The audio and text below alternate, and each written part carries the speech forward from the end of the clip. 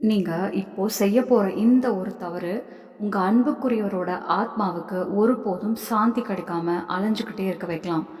மரணம் இந்த உலகத்துல யாராலும் தடுக்க முடியாத ஒரே உண்மை.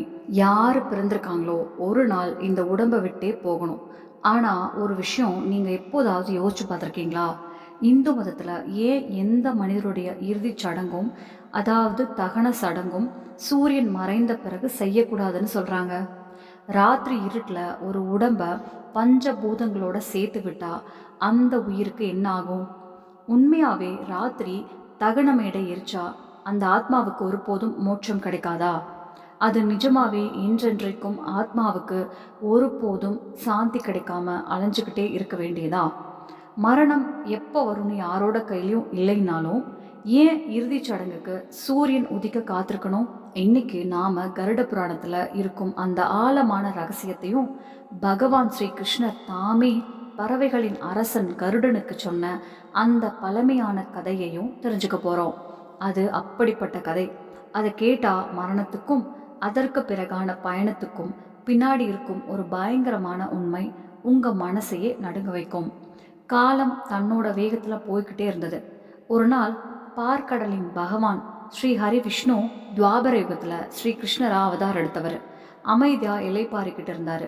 அந்த நேரத்துல அவரோட பரம பக்தரும் வாகனமான கருடன் அவரை பார்க்க வந்தாரு. கருடனோட மனசுல மரணத்தையும் மறுபிறப்பையும் பற்றி எப்போதுமே நிறைய கேள்விகள் இருந்தது. அவரு கைகளை கூப்பிட்டு கேட்டாரு, ஹே மாதவா, ஹே கமலநயனா, மரணத்துக்கு பிறகு மனித உடம்பை தகனம் செய்கிறாங்க. அது அந்த ஆத்மா இந்த நிலையற்ற உடம்பின் பாசத்தை விட்டுட்டு அடுத்த பயணத்துக்கு போகணும்னு. ஆனால் பிரபு, பூமியில் நான் ஒரு விஷயம் பார்த்தேன். யாராவது மாலையில் இருந்துட்டா அவங்க வீட்டார் ராத்திரியில் இறுதிச் சடங்கு செய்ய மாட்டாங்க. முழு ராத்திரியும் உடம்ப வீட்டிலேயே வச்சுட்டு மறுநாள் சூரிய உதயத்துக்காக காத்திருக்காங்க.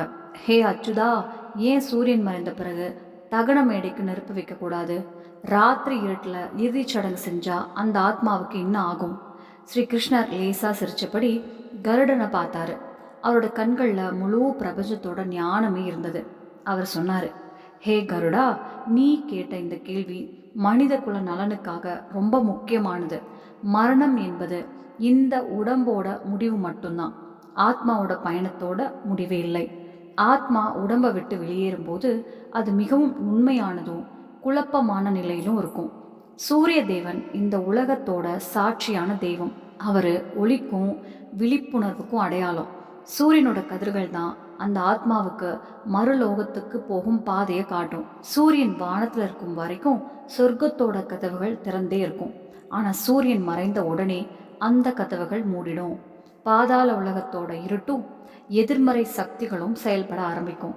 ஸ்ரீ கிருஷ்ணர் இன்னும் தீவிரமா சொன்னாரு, கருடா, ராத்திரி நேரத்துல யாராவது இறுதிச் சடங்கு செஞ்சா அந்த ஆத்மாவுக்கு யமலோகத்துக்கு போகும் வழி கிடைக்காது. சொர்க்க வாசல்கள் மூடப்பட்டிருக்கும். சூரிய ஒளியும் இருக்காது. அதனால அந்த ஆத்மா பாதை தெரியாமல் அலைந்து போய்விடும். அந்த இருட்டில் அலைந்து கொண்டிருக்கும் ஆத்மா அசுரர்கள், பிசாசுகள், கெட்ட சக்திகளோட பாதிப்புகளில் சிக்கி கட்டாயமா பிரேத யோனிக்குள்ள செல்ல நேரிடும்.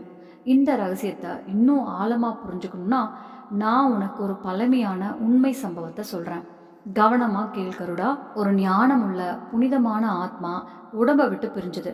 முழு வீட்லயும் திடீர்னு ஒரு பயங்கரமான அமைதி பரவுச்சு. அடுத்த நிமிஷமே வீடு முழுக்க கதறல் சத்தம் நிறைந்தது. சோமனோட மனசை கிழிக்கும் அழுகை வீட்டோட சுவர்களையே கிழிக்கிற மாதிரி இருந்தது. அவன் தன் அப்பாவோட மார்பிள விழுந்து பைத்தியமா கதறிக்கிட்டு இருந்தான். அவனோட உலகமே அவன் அப்பாவை சுற்றி தான் இருந்தது. இன்னைக்கு அந்த உலகம் முழுக்க முழுக்க சிதறி போயிருந்தது. அக்கம் பக்கத்துல இருந்த மக்கள், உறவினர்கள், நகரத்துல இருந்த பெரிய பண்டிதர்கள் இந்த செய்தி கேட்ட உடனே தங்களோட எல்லா வேலையும் விட்டுட்டு தேவதத்தன் வீட்டுக்கு ஓடி வந்தாங்க. எல்லாரோட கண்கள்லையும் கண்ணீர் இருந்தது. ஆனா எல்லாரும் அங்க சேரும் நேரத்துக்குள்ள வெளியே முழுக்க இருட்டு சூழ்ந்திருந்தது. ராத்திரி தன்னோட கருமையை முழுக்க பரப்பி விட்டது. நகரத்துல இருந்த மிகவும் வயதான ஞானம் நிறைந்த பண்டிதர் தேவதத்தனோட உயிரற்ற உடலை பார்த்தாரு. அவர் ஒரு ஆழ்ந்த மூச்சை விட்டாரு. பிறகு சோமனோட தோல்ல கை வச்சாரு. கனமான குரல்ல சொன்னாரு, மகனே சோமன், உன்னை நீ சமாளிச்சுக்கோ. உன் அப்பா ஒரு புண்ணிய ஆத்மா. அவர் சூரியன் மறைஞ்ச பிறகுதான் உயிர் விட்டாரு. விதியோட விதியும் சாஸ்திரத்தோட நியமும் என்ன சொல்றதுன்னா, இன்னைக்கிரவு இவங்களோட இறுதிச் சடங்கு செய்யக்கூடாது.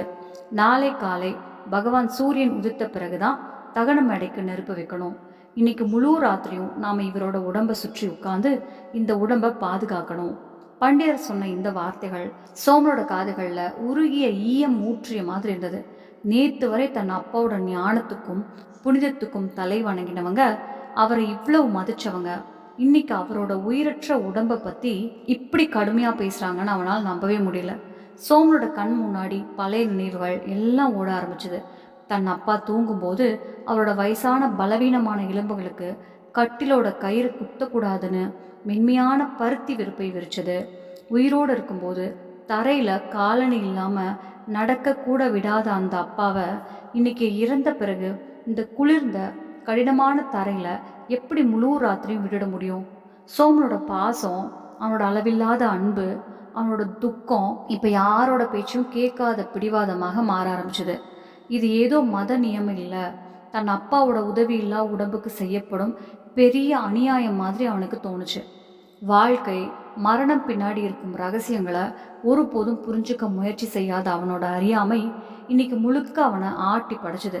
அவன் பண்டிதரை நோக்கி திரும்பினான். அழுது அழுது அவனோட கண்கள் சிவந்த நெருப்பு மாதிரி இருந்தது. குரல்ல கோபமும் வேதனையும் கலந்திருந்தது. அவன் கதறிக்கிட்டு சொன்னான், இல்லை, இது எப்படி சாத்தியம்? ஏன் அப்பாவை இந்த நிலையில முழு ராத்திரியும் இந்த குளிர்ந்த கடினமான தரையில நான் விட்டுட முடியாது. அவரோட உடம்பு ஏற்கனவே காய்ச்சலால ரொம்ப சோர்ந்து போயிருக்கு. அவரு கஷ்டப்படுறாரு. நீங்க எல்லாம் என்ன மாதிரி பேசுறீங்க? மரணம் எப்ப வரும்னு யாருக்கும் தெரியாது. எந்த நிமிஷமும் வரலாம். ஏன் இறுதிச் சடங்குக்கு சூரியன் உதிக்க காத்திருக்கணும்? ஏன் அப்பா தன் முழு வாழ்க்கையையும் பிறருக்காக வாழ்ந்தாரு.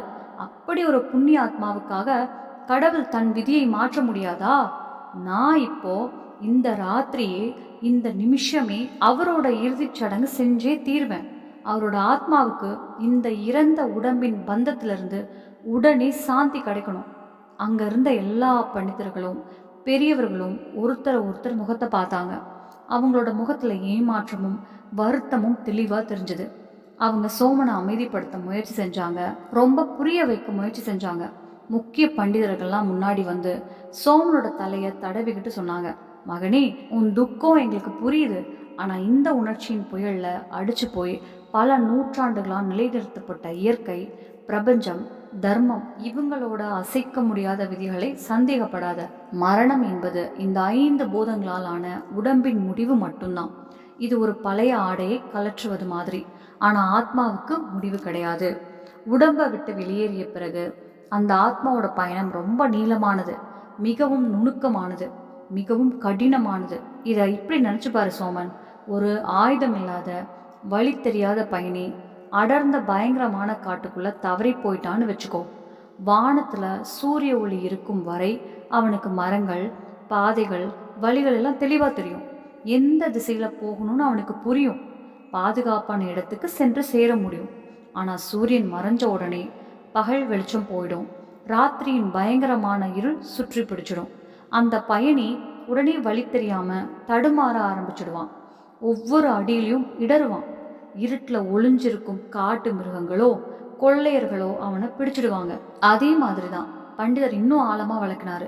சோமன், சூரிய பகவான் வெறும் வெளிச்சம் தர்றவர் மட்டும் இல்ல, அவரு சாட்சாத் விழிப்பு. அவர் பரம்பொருளின் கண்கள். இந்த பிரபஞ்சத்துல ஆத்மாவுக்கு மிகப்பெரிய வழிகாட்டி அவர்தான். மரணத்துக்கு பிறகு சூரியனின் கதிர்கள் தான் அந்த நுண்மையான ஆத்மாவை ஒரு பொன்னான நூல் போல பிடிச்சு மறுலோகத்துக்கு போகும் சரியான பாதையை காட்டும். சூரியன் வானத்துல தன் தேரில் அமர்ந்திருக்கும் வரைக்கும் சொர்க்கத்துக்கும் மறுலோகத்துக்கும் உள்ள கதவுகள் எல்லா ஆத்மாக்களுக்கும் திறந்தே இருக்கும். எப்படி மாலை நேரம் வந்ததும் ஒரு ராஜா வெளியிலிருந்து வரும் ஆபத்துகளுக்காக தன் அரண்மனையின் முக்கிய வாசலை மூடிவிடுகிறானோ, அதே மாதிரி சூரியன் மறைந்த பிறகு சொர்க்கத்தின் கதவுகளும் மூடப்பட்டு விடும்.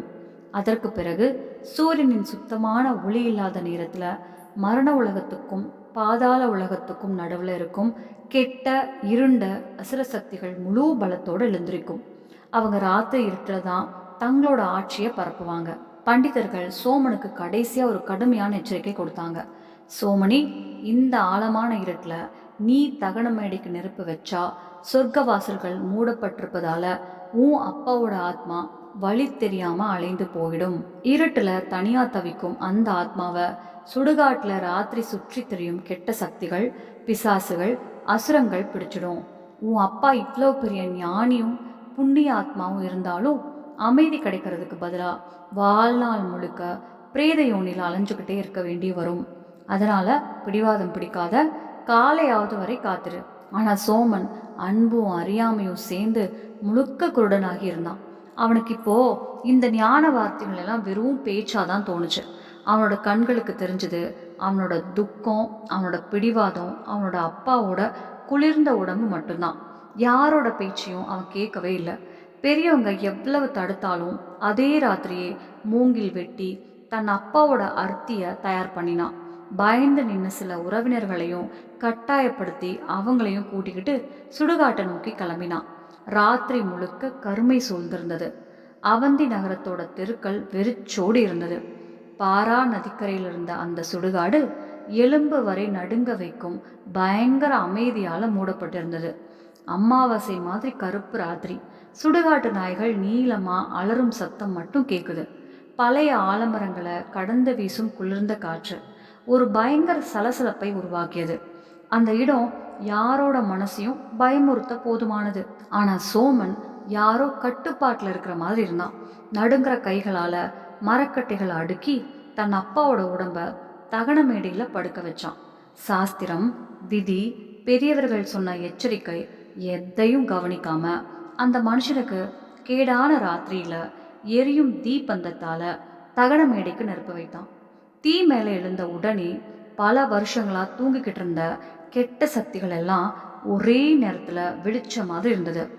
தீ நேரா மேல போகாம காற்றுல விசித்திரமா ஆட ஆரம்பிச்சது. அந்த இருட்டுக்கே பயந்த மாதிரி தேவதத்தனோட உடம்பு சாம்பலாகி முடிஞ்சதும் அவரோட புனிதமான ஆத்மா உடம்பின் பந்தத்திலிருந்து வெளியே வந்தது.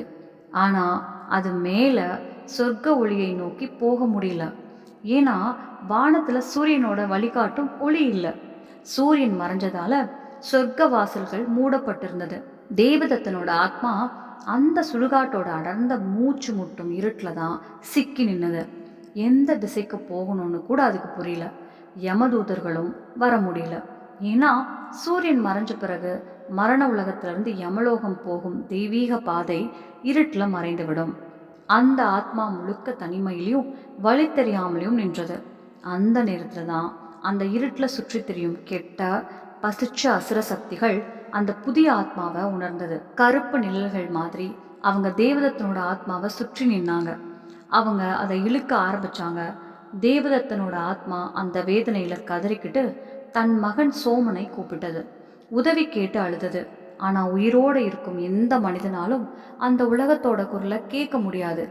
சுடுகாட்டுல உட்கார்ந்து தன் அப்பாவோட சாம்பலை பார்த்துக்கிட்டு இருந்த சோமன் தானே என்ன பெரிய அனர்த்தம் பண்ணிட்டேன்னு தெரியாம அழுதுகிட்டு இருந்தான். வீட்டோட நடுவில் இருந்த துளசி செடி தேவதத்தன் இருந்த காலத்துல எப்பவும் பச்சை பசேல்னு செழிச்சியா இருந்த அந்த புனிதமான துளசி திடீர்னு எந்த காரணமும் இல்லாம எந்த நோயும் இல்லாம ஒரே ராத்திரியில வாட ஆரம்பிச்சது. அதோட இலைகள் கருப்பா மாறி உதிர ஆரம்பிச்சது. வீட்டில் இருந்த அந்த சாந்தமும் நல்ல ஆற்றலும் முழுக்க போயிட்ட மாதிரி இருந்தது. மாட்டு தொழுவத்துல கட்டி வச்சிருந்த பசுவும் இப்ப ராத்திரி முழுக்க அமைதியா இல்லாம கத்திக்கிட்டே இருந்தது. அது சோமனோட கண்களுக்கு தெரியாத ஏதோ ஒன்றை பார்த்த மாதிரி பதட்டமா இருந்தது. ராத்திரியில சோமனுக்கு திடீர்னு தூக்கம் கலைந்து போயிடும். எந்த சத்தமும் இல்லாம இருந்தாலும் ரூமோட அந்த இருண்ட மூலையில யாரோ நின்றுக்கிட்டு அவனை நேரா பார்த்துக்கிட்டே இருக்காங்கன்னு அவனுக்கு தோணும். அவனோட முதுகு முழுக்க ஒரு சில்லுன்னு ஒரு பயம் ஓடும். கதவு ஜன்னலும் மூடி இருந்தாலும் வீட்டோட ஏதாவது ஒரு மூலையிலிருந்து பனிக்கட்டி மாதிரி குளிர்ந்த காற்று வந்து அவனோட உடம்பை முழுக்க உறைய வைக்கும். சில சமயம் அந்த பயங்கரமான அமைதியை கிழிச்சு அவனுக்கு தன் அப்பாவோட பழைய இருமல் சத்தம் தெளிவா கேட்கும். அதே சத்தம், அதே மாதிரி. ஆனா இப்போ அதுல ஒரு பயங்கரமான வலி கலந்திருந்தது. முதல்ல சோமன் இதை தன்னோட மன பிரம்மன்னு நினைச்சான். அப்பாவை நினைச்சு துக்கத்துல மூழ்கி இருக்கிறதால தன்னோட சோர்ந்த மனசை இப்படித்தான் கற்பனை செய்கிறது என்று தன்னை சமாதானப்படுத்திக்கிட்டான். ஆனா அதற்கு பிறகு விஷயங்கள் இன்னும் பயங்கரமா மாற ஆரம்பிச்சது. ஒரு ராத்திரி மனசாலும் உடம்பாலும் ரொம்ப சோர்ந்து போன சோமன் ஆழ்ந்த தூக்கத்தில் இருந்தான். அப்போது அவனுக்கு ஒரு பயங்கரமான கனவு வந்தது. அது வெறும் கனவு மாதிரி இல்லை, நிஜமாவே நடக்கிற மாதிரி இருந்தது. அவன் பார்த்தான், அவனோட அப்பா தேவதத்தன் முடிவே இல்லாத கருப்பு இருட்டுக்குள்ள சிக்கி நிற்கிறாரு. அங்கே ஒரு ஒளிக்கீற்று கூட சேர முடியல. எப்பவும் அமைதியும் ஒளியும் நிறைந்திருந்த அந்த முகம் இப்போ வலி, பசி, வேதனையில் சிதைந்து போயிருந்தது. முடியெல்லாம் சிதறி இருந்தது. அவரை சுற்றி பயங்கரமான துன்பப்பட்ட ஆத்மாக்கள் நிறைய நின்றுட்டு இருந்தாங்க. தேவதத்தன் கதறிக்கிட்டு இருந்தார். அவரோட கண்ணீர் நிற்கவே இல்லை. அவர் சிவந்து உள்ள போன கண்களால் சோமனை பார்த்து ஒரு குரலில் அழைத்தார். அந்த குரல் நேராக சோமனோட உள்ளத்தையே கிழிச்சது. மகனே சோமன், நீ என்ன பண்ணிட்ட? என் உடம்பு அந்த ராத்திரி அசுத்தமான இருட்டில் ஏன் எரிச்ச? உன்னோட பொய்யான பாசத்தால் என்னை சொர்க்கத்துக்கு போக விடாமல் தடுத்துட்டியே. என்னோட இந்த நிலையை பார்.